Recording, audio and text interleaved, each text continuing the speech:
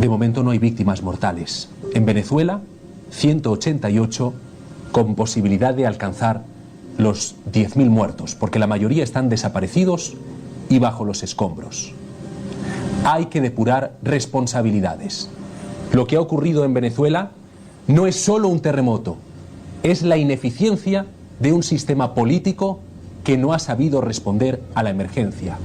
Es la ineficacia de un sistema que ha abandonado a sus ciudadanos a su suerte y que les deja hoy bajo los escombros ante la falta de inversión en planes de respuesta rápida e inmediata. Las horas más importantes para la vida humana son las 48 horas posteriores a cualquier catástrofe. Esto significa que la reacción debe ser inmediata. Pero Venezuela es un país que por culpa de un sistema político inútil no ha estado a la altura de responder con sus servicios de emergencia a esta catástrofe. Por eso se calcula que puede haber 10.000 muertos. Debe haber responsabilidades políticas. Se deben depurar y debe haber también dimisiones de los responsables de la falta de reacción, de la desinversión en los sistemas médicos. Un país que solo cuenta con la mitad de las camas hospitalarias necesarias, cuyos hospitales hoy, desgraciadamente, no pueden atender a los ciudadanos que están bajo los escombros con la rapidez que deberían y con la que los profesionales médicos quisieran. El abandono, la corrupción, la falta de inversión tiene un impacto directo en las vidas humanas. Eso es lo que estamos viendo en Venezuela, no solo un terremoto. Ha habido terremotos de esa magnitud en otros países, por ejemplo en México, anoche en Japón, donde se respondió con planes de emergencia, con planes de respuesta temprana que salvaron vidas. Venezuela está en el colapso total, repito, por la ineficiencia de un sistema político que además ni siquiera han elegido los propios ciudadanos. Son víctimas hoy de un chavismo que les ha abandonado a su suerte, incapaz de responder ante la emergencia. Esto es Club de Prensa. ¿Saben qué es lo más doloroso? Que lo que van a ver a continuación se podría haber evitado.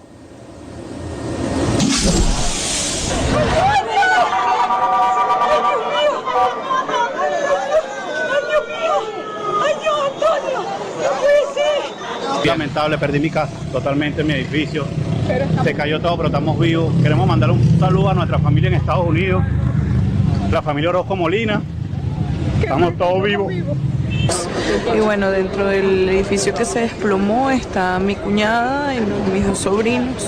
Fue terrible, todo se desplomó, todo eso fue terrible.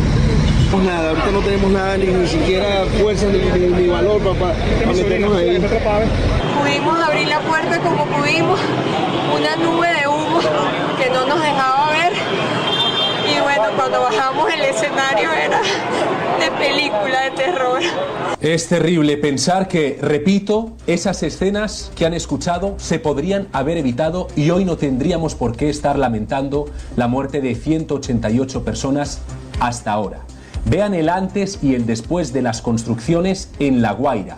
Edificios derrumbados ante la magnitud de este terremoto, pero también, insisto, ante la falta de prevención. En otros países hay legislación estricta a la hora de construir edificios para que estos no se vengan abajo. En Venezuela eso no ha existido, no se ha legislado al respecto durante las últimas décadas.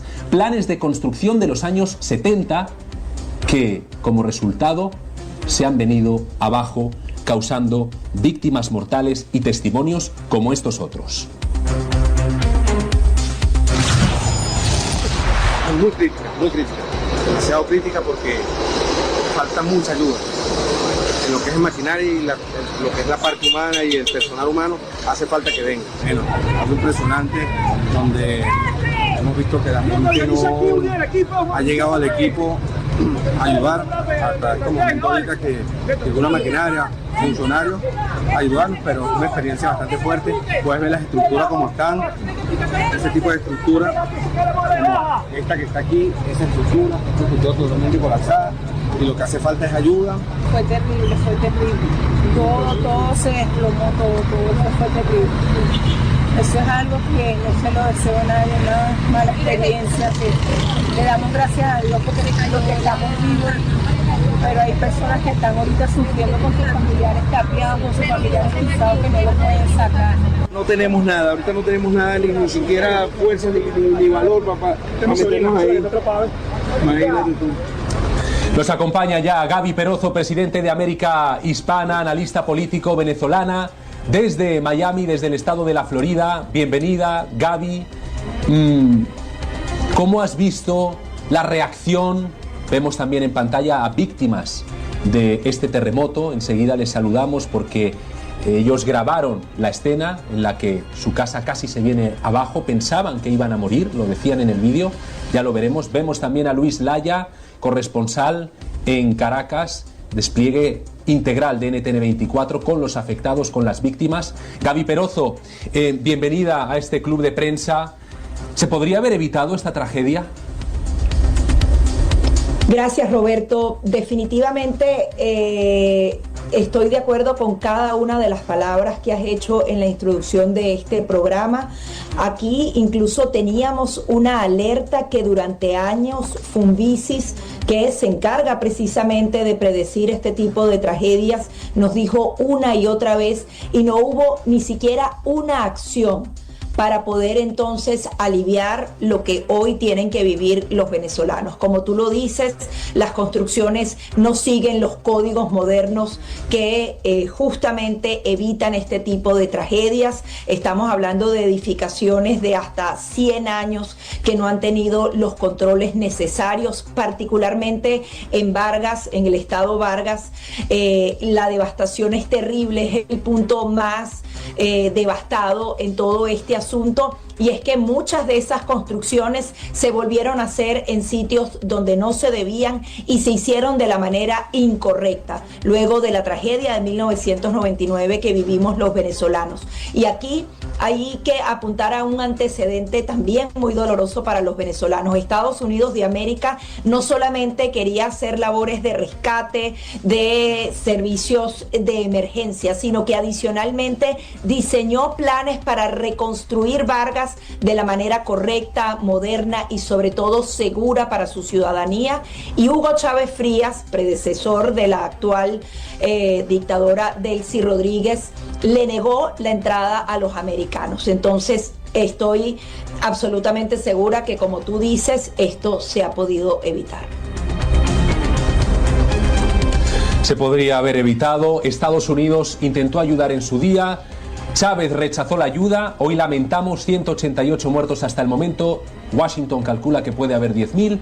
Y de nuevo Estados Unidos ayudando, ahora sí, con el envío de insumos médicos y de rescatistas. En nuestros estudios en Washington, Diego Sharifker ha sido concejal del Ayuntamiento de Caracas en la zona más afectada de este terremoto. ¿Cómo describirías la reacción, la respuesta de los servicios de emergencia ante estos hechos? Sí, bueno, primero, palabras de solidaridad y de mucho dolor con todos los que se vieron afectados por esta situación. Como tú decías, yo representaba la parte de Caracas, el municipio de Chacao, donde se cayeron, donde ocurrió la mayoría de los edificios que se desplomaron en la ciudad de Caracas. En el municipio de Chacao, hasta el momento, fueron 3 edificios, el Petunia, el Don Pepe y el Obelisco, que cayeron, y luego con mucho dolor porque yo recuerdo haber hecho charlas de prevención y de preparación para terremotos y sismos, siendo concejal con nuestros expertos, para poder preparar a los vecinos para cualquier eventualidad como esta, sabiendo que Chacao es una zona sumamente sísmica, que ya en 1967 Venezuela había sufrido un terremoto muy parecido a este, con su epicentro muy cerca de Chacao, donde la mayoría de los edificios del municipio de su momento se cayeron. Pues por eso era un municipio que siempre miraba a prepararse para este tipo de situaciones, y tengo que decir con mucho orgullo que Protección Civil y la Policía de Chacao actuaron con total profesionalismo ante esta situación. Mientras el resto de Caracas, y especialmente el estado Vargas, todavía está intentando llegar servicios de protección, de seguridad, de apoyo, en el municipio municipio de Chacao se activó inmediatamente la policía, la protección civil y el sistema de salud para poder atenderlos. Cuando yo era concejal, nosotros trabajamos mucho junto al alcalde del momento y los demás concejales en que el equipo de protección civil pudiese viajar al exterior a prepararse para este tipo de situaciones, que pudiese haber intercambios con México, intercambios con Chile. Protección civil fue a Turquía. Era Antonio Ledezma, el alcalde. Él era alcalde del área metropolitana. El alcalde de nuestra parte de Caracas era Ramón Muchacho. Y él, tanto como Emilio Graterón, como Leopoldo López, que fue alcalde de nuestra parte de la ciudad, todos desde hace ya mucho tiempo veníamos preparándonos cada una de las administraciones para una situación como esta, y por eso Chacao actúa a la altura en acompañamiento a todos los vecinos.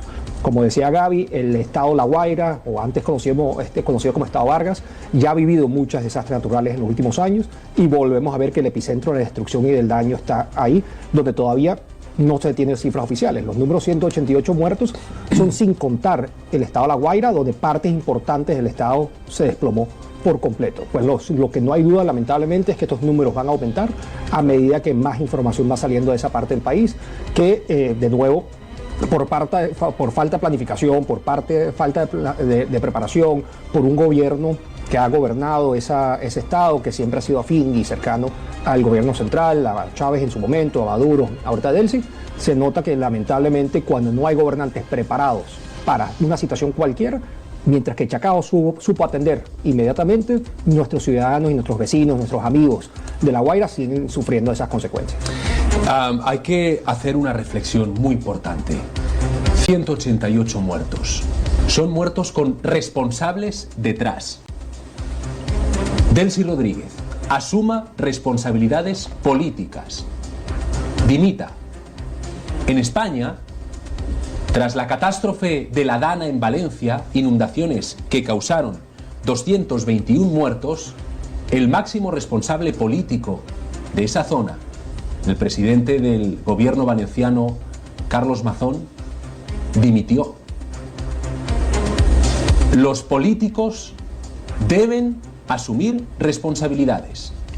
Y esto es un fracaso absoluto de Delcy Rodríguez y del régimen en la no respuesta a la altura frente a este terremoto.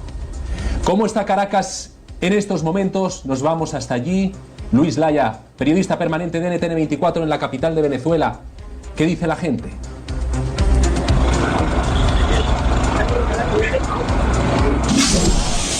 Hola, muy buena tarde, Roberto. Sí, efectivamente, esto ha sido una tragedia sin tener manera de cómo describirla. A ver, ha sido bastante complicado. Ustedes pueden ver a mi espalda uno de los edificios que se derrumbó acá en Caracas, en donde todavía hay personal trabajando para intentar salvar a algunas de las personas que puedan estar bajo esos escombros. La verdad es que ha sido pues una situación muy complicada en distintos puntos de la capital venezolana. Nosotros hemos estado hoy haciendo recorrido por varias zonas como San Bernardino, El Paraíso, zonas del centro de Caracas, zonas del este de la capital, como esta en la que nos encontramos en el municipio de Chacao, justamente en Los Palos Grandes, en la primera avenida de Los Palos Grandes, y la verdad es que es tremendo la devastación, es tremendo el daño. Son varios los edificios que se han caído en la capital venezolana, cientos los que tienen afectaciones en su estructura.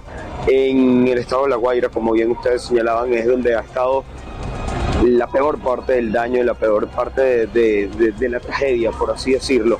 El número de edificios que se han derrumbado en esa zona, en esa localidad, es impresionante. Es una cantidad abismal de edificios que se han derrumbado, es la cantidad de personas desaparecidas, la cantidad de personas que están siendo buscadas por sus familiares. Pues es muy importante el número. Hasta el momento hay una cifra de fallecidos que pareciera se queda corta, lamentablemente, ante la magnitud de la tragedia, pero también suponemos que siendo las primeras horas, pues todavía falta mucho escombro y mucha tarea de rescate o recuperación que realizar para que podamos tener cifras definitivas. Uno entiende que estos pudieran ser cifras iniciales, pero que ya una cifra inicial hable de más de 1.500 heridos y de alrededor de 200 fallecidos, pues llama la atención, ¿no? Y viendo las imágenes de lo que deja esto, lo que por ejemplo yo tengo a mi espalda, este edificio que tenía 15 pisos y que ha quedado reducido a escombros, y en donde el propio alcalde del municipio de Chacao, el alcalde de esta localidad, nos decía más temprano que pudiera haber unos 50 o 60 vecinos desaparecidos entre los escombros de los edificios que cayeron acá en este municipio, pues es una cifra llamativa cuando uno entiende y es la que te hace entender quizás un poco la magnitud de la tragedia, ¿no?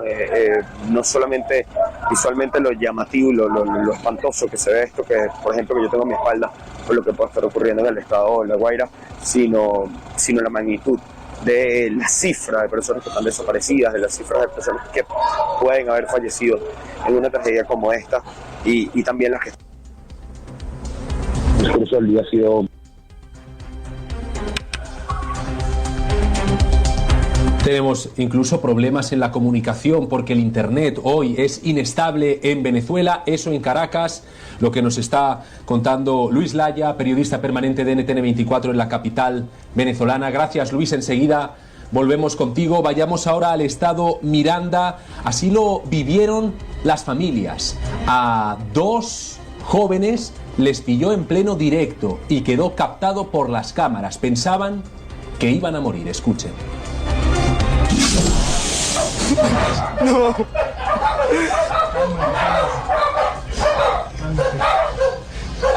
¿Qué está pasando? Terremoto. ¿Qué pasa? Ven. Primera vez que te... No, ya va, sigue. Sí, sigue, pero cálmate, se va bajando. ¿Puede ¿Qué seguir? hacemos? ¿Puede ir más fuerte otra vez? Cálmate, ¿Qué hay que hacer? Hay que calmarse. ¿Tu mamá te está llamando? Voy más. No me voy solo, yo. Rodrigo Manzano y Christopher Rodríguez, jóvenes venezolanos que ya nos acompañan, registraron el momento del terremoto mientras transmitían en vivo para sus redes sociales. Bienvenidos. Vaya susto, incluso os despedíais el uno del otro. Claro, en ese momento temíais lo peor, entiendo. Sí, fue una sensación muy horrible. Habíamos vivido, yo que tengo 25 años, he vivido varios sismos, pero nunca de esta magnitud. Fue todo muy rápido, entramos en pánico. Mi abuela, tenemos a mi abuela acá en casa, mi abuela tiene la columna quebrada, no puede caminar, vivimos en un piso 9. Fue todo no sabíamos qué hacer, tenemos mascotas también. Se fue la luz en el momento del sismo, a los 5, 6, 7 segundos la electricidad se fue, o por lógica pues no se podía usar los ascensores, perdimos la comunicación total, y entre el desespero pues hicimos lo que pudimos, lo que intentamos hacer, ya que no podíamos ir a ningún lado, estando tan altos y con la situación de mi abuela y eso. Intentamos ponernos a salvo, abrazarnos también. En el momento salen las emociones, ver objetos de valor que estaban en sitios altos, que estaban a punto de caerse, intentar agarrarlos. Fue un poco fue muy difícil de manejar. Sin duda es una situación bastante impactante. Fue primera vez que yo vivo algo así, de esa magnitud. Nunca había estado en una situación como de peligro. Y sobre todo es muy preocupante sentir que uno no tiene la preparación, uno no sabe qué hacer en el momento, cómo actuar. Entonces uno le gana el miedo, uno puede pensar lo peor. Al momento yo vi que seguía el sismo y tenía mucho miedo, pensaba en mi mamá que estaba pues en mi casa, pensaba en mis padres, en mis metas, como tantas cosas que yo tengo por lograr, y sentía como que todo en cuestión de segundos se podía acabar, y de verdad que la pasé muy mal y me sentí con mucho miedo, la verdad. Vamos a volver a ver ese vídeo. Rodrigo, Christopher, quedó captado, como explicáis, nos habláis hoy de miedo, desesperación, así fue el momento.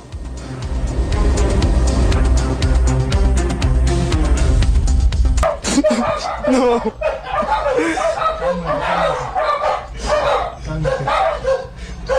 ¿Qué está pasando? Terremoto. ¿Qué pasa? Ven. Primera vez que te... No, ya va, sigue. Sí, sigue, pero cálmate, se va bajando. ¿Qué seguir? Hacemos? ¿Puede ir más fuerte otra vez? Cálmate. ¿Tu mamá te está llamando? Voy. Hoy es el día después, ya estáis tranquilos, afortunadamente, con la preocupación de los desaparecidos, ¿verdad? ¿Cómo habéis visto en la zona donde vosotros vivís la reacción, en este caso, de los servicios de emergencia? Porque estamos observando que quienes se están volcando son personas anónimas, personas solidarias, vecinos en Venezuela que se han levantado las mangas para acudir a buscar a gente, pero ¿el país estaba preparado para esto? Sí, acá bueno, en Los Teques, en la zona en la que somos, acá en el estado Miranda Los Teques, que es la capital del estado, la verdad puedo decir que la situación no fue tan grave como se puede llegar a ver en Caracas o en La Guaira. Sí hubieron un par de, por ejemplo acá en mi edificio se ve en nuestro video, que el pasillo del edificio tiene un par de grietas y sí hay edificios con grietas, lógicamente. Par de centros comerciales que tuvieron tiendas que el techo se desplomó. Pero puedo decir que por acá en Los Teques, gracias a Dios, no he visto muchas viviendas, edificios derrumbados o personas que hayan perdido sus hogares. La verdad tampoco he podido salir a la calle porque como conté, pues no puedo dejar sola a mi mamá. En un rato voy a salir a comprar un par de cosas, comida para los perros y eso, y voy a ver un poco más las calles. Sin embargo, lo que hemos podido ver en videos, lógicamente ha sido un tema entre ciudadanos. De hecho, nosotros anoche estuvimos aproximadamente 7 horas transmitiendo en vivo, luego que nos regresó la electricidad, y estuvimos con más de 500.000 personas intentando difundir información, comunicándonos entre todos. Había gente que preguntaba cosas como: ¿alguien sabe qué hay sobre el hotel Playa Grande?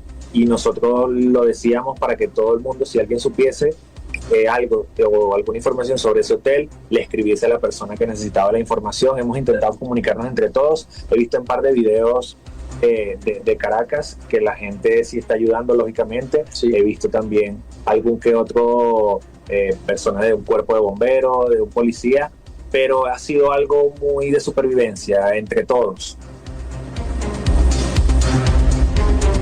Supervivencia entre todos, hay que sobrevivir, y son hoy los vecinos, la gente anónima, quien se está esforzando en que los daños sean los menores posibles, porque desde luego ya son gravísimos. Rodrigo Manzano, Christopher Rodríguez, gracias a los dos, nos alegramos de que estéis mejor, gracias.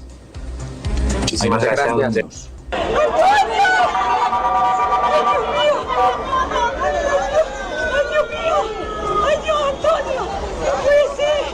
Lamentable, perdí mi casa, totalmente mi edificio, se cayó todo, pero estamos vivos. Queremos mandar un saludo a nuestra familia en Estados Unidos, la familia Orozco Molina, estamos todos vivos. Y bueno, dentro del edificio que se desplomó está mi cuñada y mis 2 sobrinos.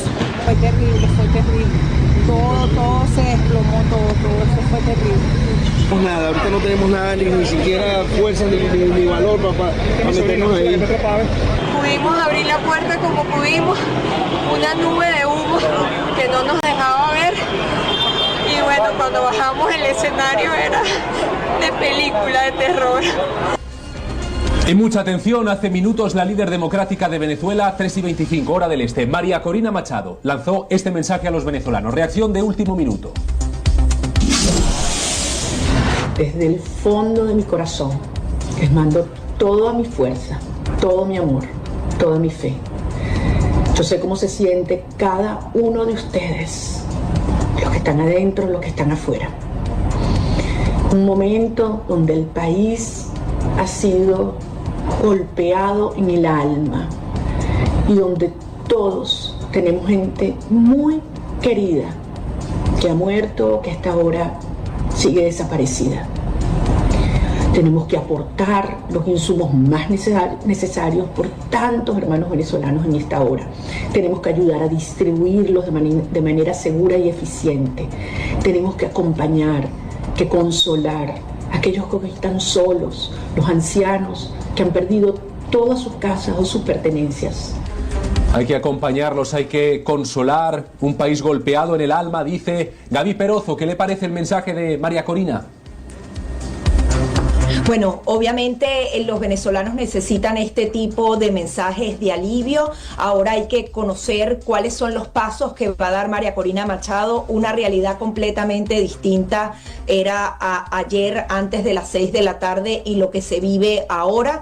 Obviamente podría ser muy cómodo de mi parte desde fuera del país decir que ella debe volver al país. Yo creo que sí es absolutamente necesario, independientemente de elecciones, de transición democrática. Ella es un premio Nobel de la Paz. Los venezolanos tienen a una premio Nobel de la Paz. Yo creo que ella podría entrar sin mayores inconvenientes en este momento en particular, que no creo que Delcy Rodríguez y Diosdado Cabello se atrevan a tocarla, a sobre todo poder coordinar, porque hay mucha gente que se necesita para coordinar la ayuda humanitaria, la reconstrucción tiene relación con al menos 60 países del mundo entero y la veo necesaria dentro del país. Obviamente las decisiones las toma su equipo. Esto yo simplemente doy mi opinión como una simple venezolana que ve con angustia sobre todo el tema de una Delcy Rodríguez que se va a aprovechar de esta tragedia, lamentablemente, Roberto, va a tratar entonces de robarse muchos de los créditos que le van a pertenecer a otras naciones, pero independientemente de eso, despojarse de la competencia incluso hacia el liderazgo de Venezuela y simplemente ejercer las posibilidades únicas que ella tiene como una premio Nobel de la Paz. Los terremotos en Venezuela estarían asociados a la activación de la falla de Boconó, que forma parte del sistema de contacto entre la placa del Caribe y la placa sudamericana. Cuando la energía acumulada en esta zona es liberada, repentinamente genera terremotos de gran magnitud como el del miércoles. Con más de 500 kilómetros de extensión, la falla atraviesa la cordillera de los Andes venezolanos desde el estado Táchira, que limita con Colombia.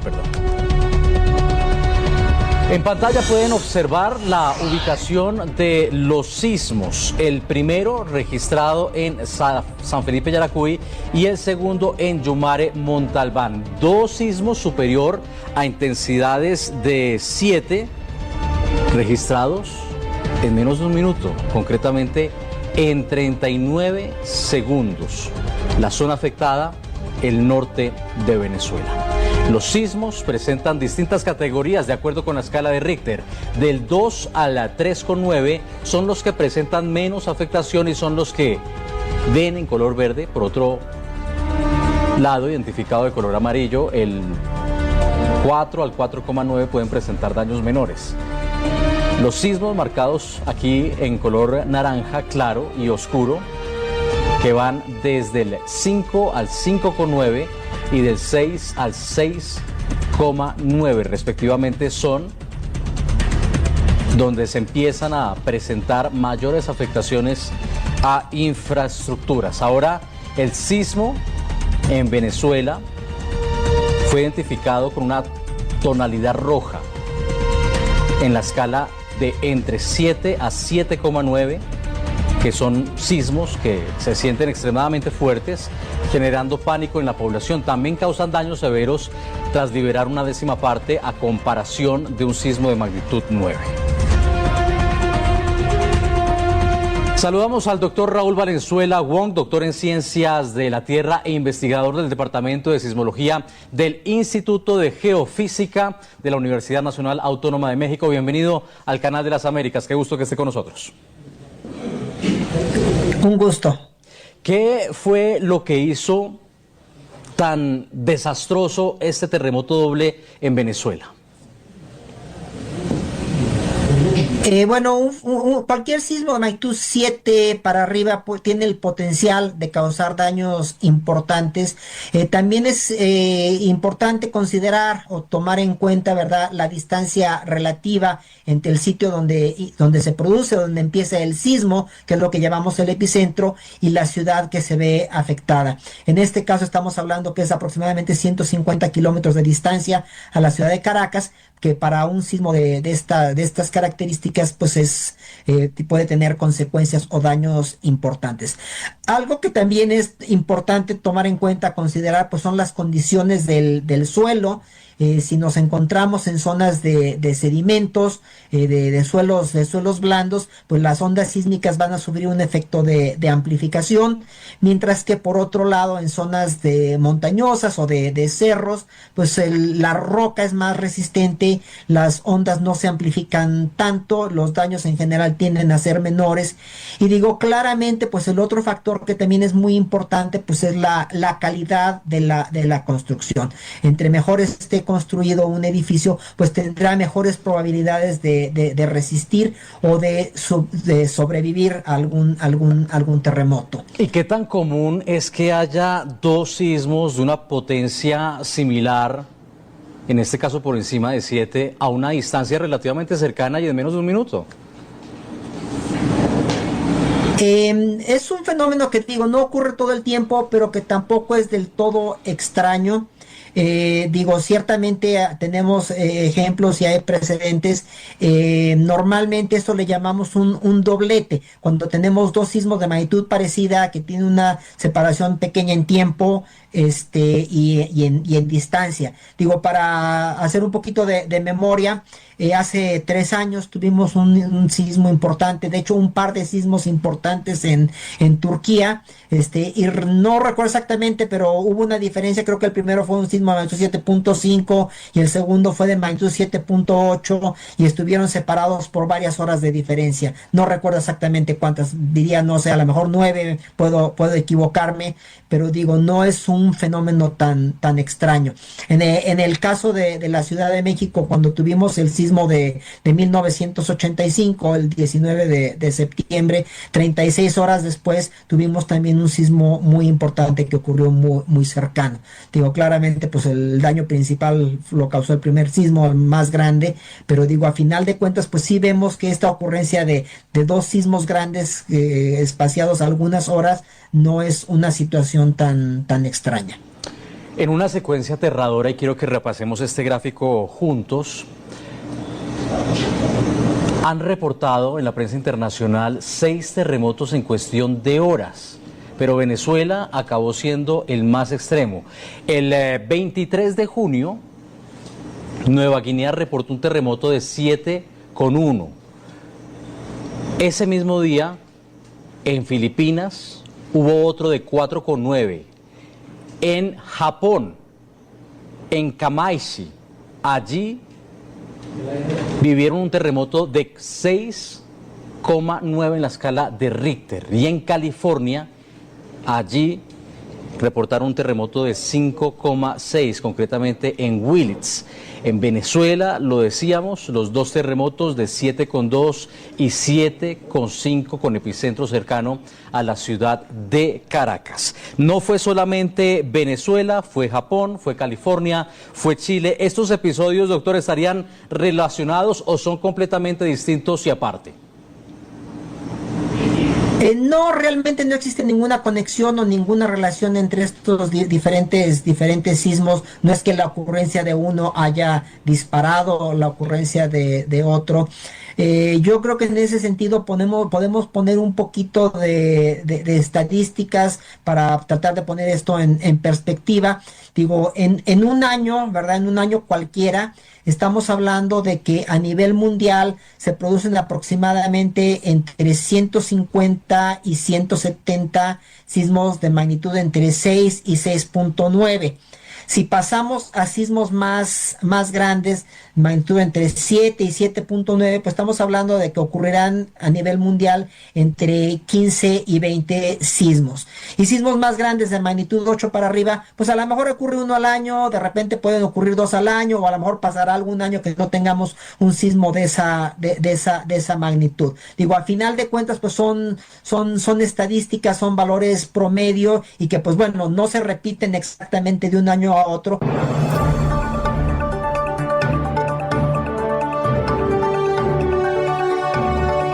Llegamos al final.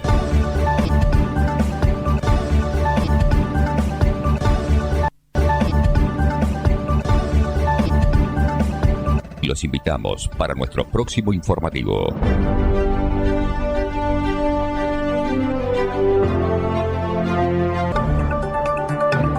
Y estos son nuestros titulares. Un terremoto, seismo gemelo, 7.2, primero 7.5, después en la escala Richter, con intervalo de apenas 40 segundos y una veintena de réplicas sucesivas. Estados Unidos dice que no quiere un acuerdo con Irán a cualquier precio. Y más de 100 millones de europeos sofocados por una desconocida ola de calor. En París, la prefectura señala a esta hora una saturación de servicios sanitarios de urgencia en los hospitales. Fútbol, Copa del Mundo, cierre del grupo E. Ecuador derrota 2-1 a Alemania y se cuela 16avos como Costa de Marfil, que derrota también a la Cenicienta Curazao. Noticias.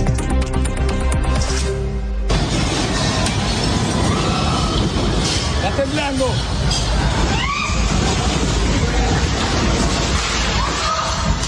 Un terremoto, seismo gemelo, 7.2, primero 7.5, después en la escala Richter, con intervalo de apenas 40 segundos y una veintena de réplicas sucesivas, fracturaban este miércoles al final de la tarde el sector costero de la región de La Guaira, junto a Caracas, Venezuela, en lo que constituye el doble seismo más importante que azota a esa misma zona desde 1900, según el Instituto Geológico de Estados Unidos, cuyas previsiones predicen una catástrofe bastante más considerable que el balance preliminar de esta hora. 188 muertos, 1.500 heridos. Extracto del primer anuncio anoche de la presidenta interina Delcy Rodríguez, que declaraba además el estado de emergencia.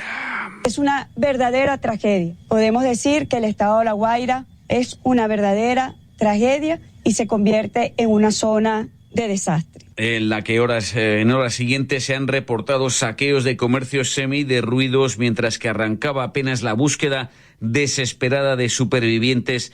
Enlace más temprano en la edición anterior de Noticias RFI con Víctor Amaya, corresponsal Caracas. Las labores de rescate avanzan lentamente porque los equipos no tienen necesariamente el equipamiento para trabajar en estas situaciones de desastre. En la zona de Chacao, en Caracas, es donde ya se han avanzado un poco más las labores con maquinaria incluso pesada. Allí van 23 rescatados, 11 personas fallecidas.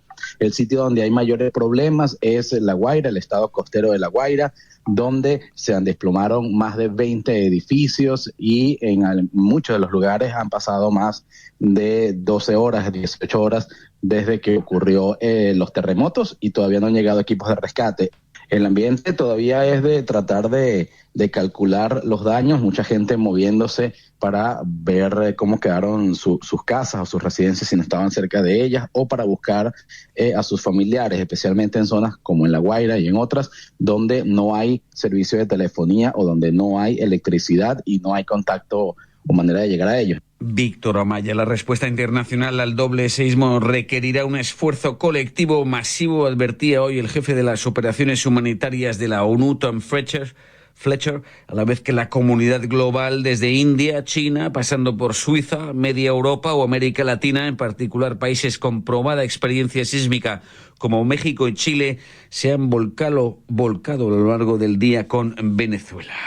El día de hoy sale un equipo de la Secretaría de la Defensa Nacional de rescatistas y personal de sanidad para llegar a Venezuela. En un principio, con el envío de rescatistas que van a ir a colaborar en la remoción y de escombros y en la búsqueda de personas. Claudia Sheinbaum primero, Juan Antonio Kast después. Estados Unidos promete hasta ahora $150 millones y una respuesta importante, rápida y eficaz.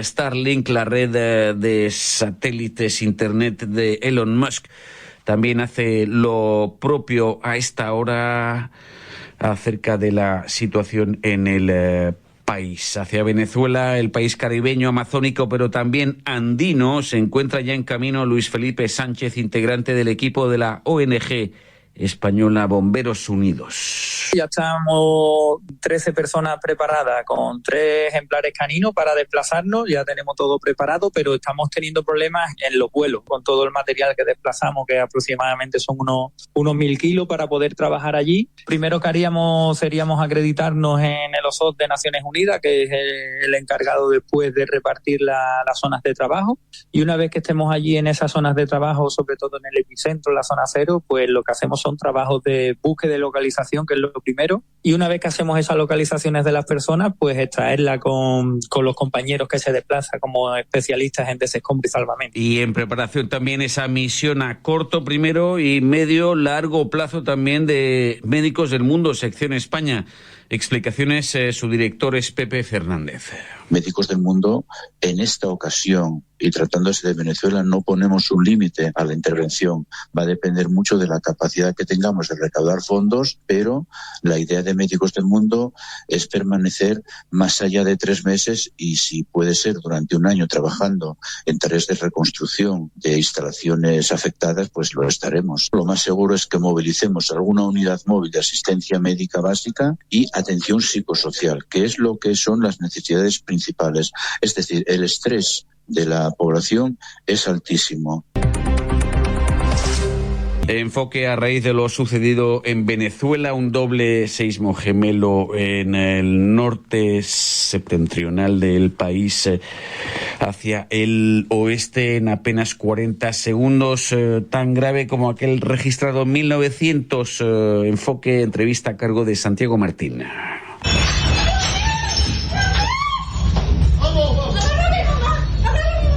Los terremotos en Venezuela pasarán a la historia no solo por sus devastadores efectos, sino porque son un fenómeno inusual.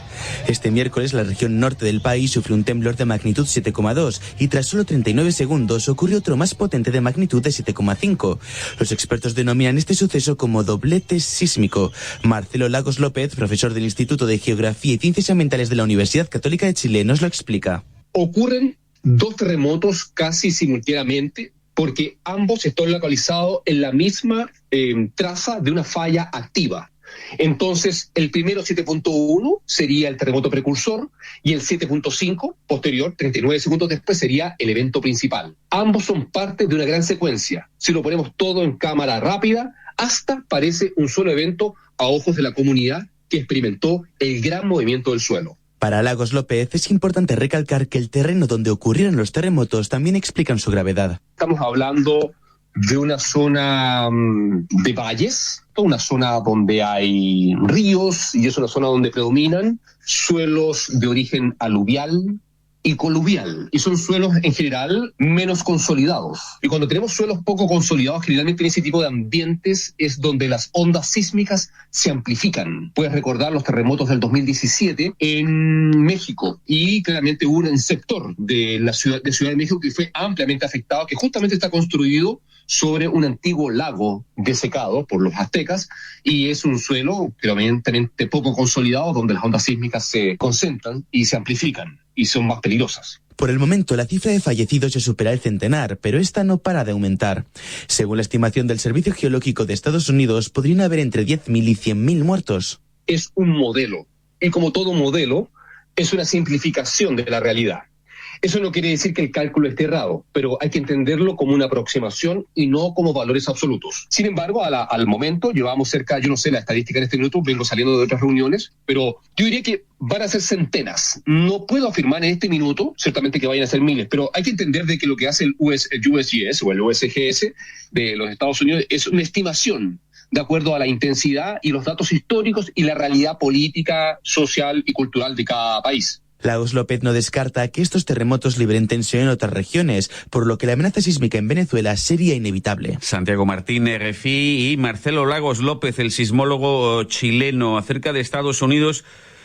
Liberaliza también las transacciones relativas, transacciones humanitarias financieras relativas a la situación creada en Venezuela.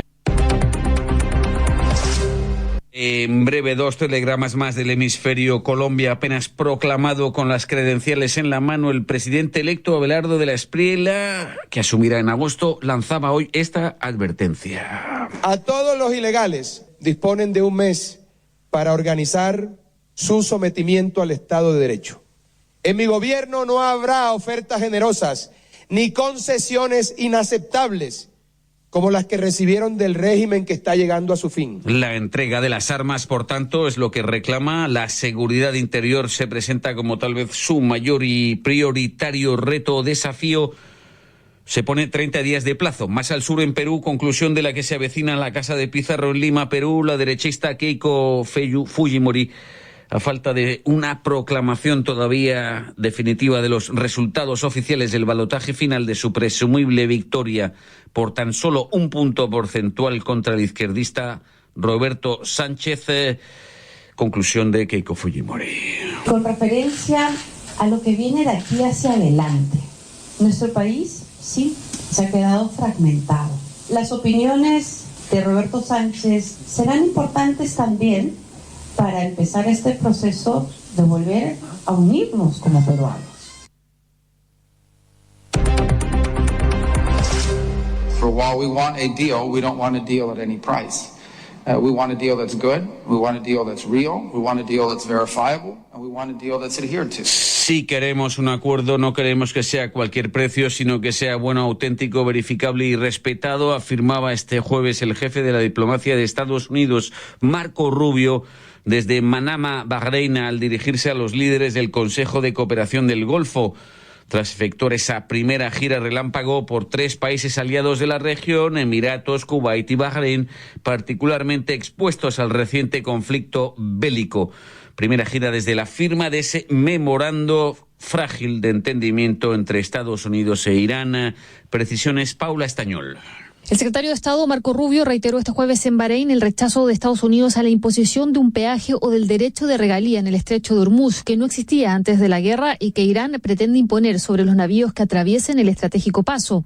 Hoy, los guardianes de la revolución advirtieron a todo barco que pretenda cruzar el estrecho sin su autorización, amenazando con adoptar medidas apropiadas y fustigando el anuncio de ciertas autoridades de un nuevo itinerario marítimo. We welcome the announcement by Oman of a temporary maritime corridor. En ese sentido, durante la reunión del Consejo de Cooperación del Golfo, el canciller de Bahrein, Rashid Al-Sayani, saludó la decisión del Sultanato de Omán de abrir un corredor marítimo temporal a través de sus propias aguas, en una iniciativa concertada con la ONU. Y aparentemente distanciándose de Irán, el canciller omaní Al-Busaid aclaró en esa cita que Omán no cobrará comisiones de tránsito en el estrecho de Hormuz. Por otra parte, una fuente allegada a la delegación iraní encargada de discutir con Estados Unidos indicó hoy que la retirada del ejército israelí del sur del Líbano constituye una línea roja, condición del acuerdo sine qua non que negocien. En la región, un dron israelí mataba hoy a 3 personas, presuntos miembros de Hezbollah,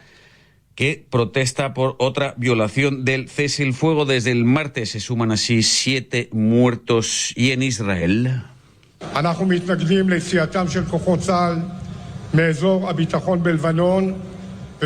el ministro israelí de la Defensa afirmó de nuevo que el ejército israelí Tzahal no se retirará del sur del Líbano ni tampoco del suroeste de Siria o de Gaza.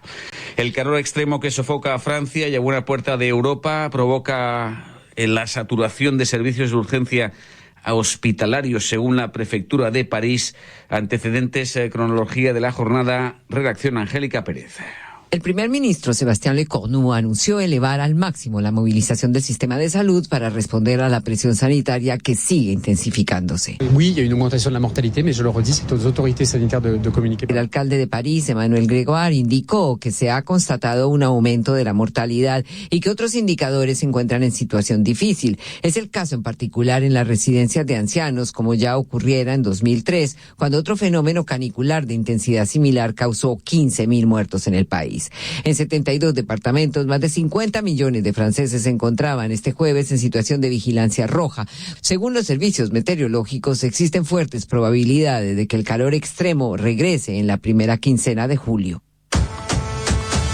Mundial de Fútbol 2026. No del todo improbable, pero a esta hora cierto. Ecuador derrota a Alemania en el grupo E con 4 puntos, se cuela a 16avos. Enviada especial a América del Norte, RFI, Ana María Ospina. Hola Marcos y oyentes, este resultado era inesperado para la gran mayoría, pero los ecuatorianos estaban obstinados en vencer a los teutones, que ya tenían asegurado su primer lugar del grupo. El equipo suramericano empezó perdiendo con un gol tempranero en el minuto 2 de Leroy Sané, pero 7 minutos después se egalizaba gracias a Angulo. Y Plata en el minuto 78 le da la victoria a los ecuatorianos. De los casi 80.000 espectadores presentes en el estadio de Nueva Jersey, la mayoría eran ecuatorianos que saltaron, bailaron y lloraron al pitazo final por la victoria, porque sobreviven y porque por primera vez vencen a una selección europea en 5 participaciones mundialistas. Ana María Ospina, enviada especial a América del Norte, mientras Costa de Marfil también se clasificaba a 16avos, derrotando a la cenicienta Curazao 2-0. Grupo F arranca también de cara a los 16avos, un atractivo Japón-Suecia. Y ahora esta clase radiofónica de sismología. Enfoque a raíz de lo sucedido en Venezuela, un doble seísmo gemelo en el norte septentrional del país hacia el oeste en apenas 40 segundos, tan grave como aquel registrado en 1900. Enfoque, entrevista a cargo de Santiago Martín.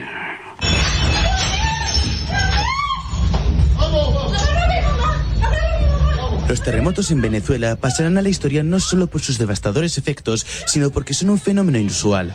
Este miércoles la región norte del país sufrió un temblor de magnitud 7,2 y tras solo 39 segundos ocurrió otro más potente de magnitud de 7,5.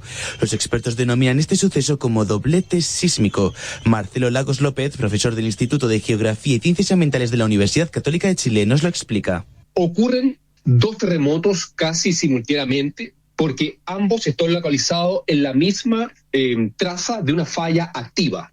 Entonces, el primero 7.1 sería el terremoto precursor y el 7.5 posterior, 39 segundos después, sería el evento principal. Ambos son parte de una gran secuencia. Si lo ponemos todo en cámara rápida, hasta parece un solo evento a ojos de la comunidad que experimentó el gran movimiento del suelo. Para Lagos López es importante recalcar que el terreno donde ocurrieron los terremotos también explican su gravedad. Estamos hablando de una zona de valles, una zona donde hay ríos y es una zona donde predominan suelos de origen aluvial y coluvial, y son suelos en general menos consolidados. Y cuando tenemos suelos poco consolidados, generalmente en ese tipo de ambientes es donde las ondas sísmicas se amplifican. Puedes recordar los terremotos del 2017 en México, y claramente hubo un sector de la ciudad de México que fue ampliamente afectado, que justamente está construido sobre un antiguo lago desecado por los aztecas, y es un suelo claramente poco consolidado donde las ondas sísmicas se concentran y se amplifican y son más peligrosas. Por el momento, la cifra de fallecidos ya supera el centenar, pero esta no para de aumentar. Según la estimación del Servicio Geológico de Estados Unidos, podrían haber entre 10.000 y 100.000 muertos. Es un modelo, y como todo modelo, es una simplificación de la realidad. Eso no quiere decir que el cálculo esté errado, pero hay que entenderlo como una aproximación y no como valores absolutos. Sin embargo, al momento llevamos cerca, yo no sé la estadística en este minuto, vengo saliendo de otras reuniones, pero yo diría que van a ser centenas. No puedo afirmar en este minuto, ciertamente que vayan a ser miles, pero hay que entender de que lo que hace el USGS o el USGS de los Estados Unidos es una estimación de acuerdo a la intensidad y los datos históricos y la realidad política, social y cultural de cada país. Lagos López no descarta que estos terremotos liberen tensión en otras regiones, por lo que la amenaza sísmica en Venezuela sería inevitable. Santiago Martín, RFI, y Marcelo Lagos López, el sismólogo chileno, acerca de Estados Unidos. Liberaliza también las transacciones relativas, transacciones humanitarias financieras relativas a la situación creada en Venezuela. En Estados Unidos, donde la Corte Suprema, en la otra mano, abre la vía para la deportación de 350.000 haitianos, 6.000 sirios, tras retirar esas protecciones contra la deportación del TPS.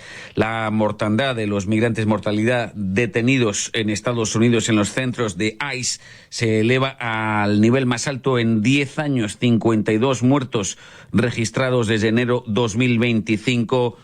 La Corte que sentencia también que el gobierno puede rechazar demandas de asilo en la propia frontera de quien llegue a pie. Hasta aquí, el resumen diario de noticias.